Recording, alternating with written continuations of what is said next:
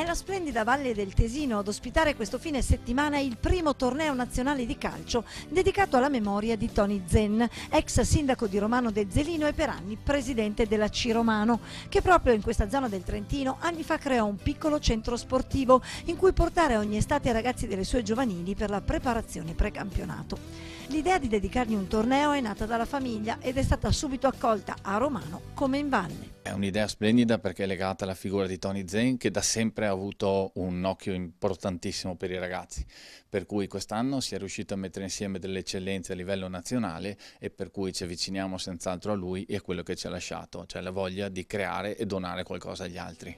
Il torneo è riservato alla categoria esordienti e ricorda anche la figura di Dino Soranzo, per 10 anni massaggiatore del Cittadella Calcio. Lo scopo innanzitutto è far vedere un calcio che diverte e che educa, che è quello l'obiettivo principale.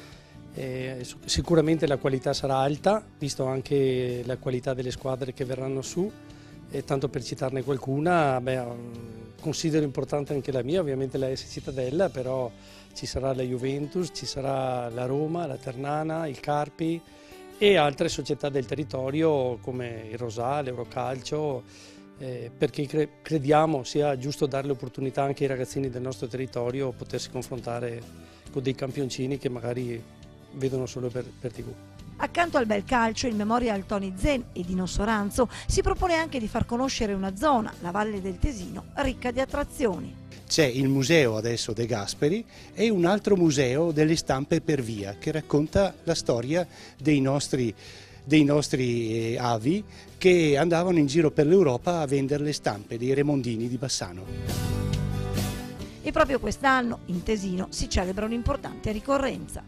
Il 100° anniversario della presenza delle truppe italiane nel nostro territorio. Adesso è bellissimo che questi territori siano aperti a questi bambini che giocano. L'appuntamento con il Memorial Tony Zen e Dino Soranzo è per questo weekend. La cerimonia d'apertura è in programma sabato alle 8:30, premiazioni alle 12:30 di domenica.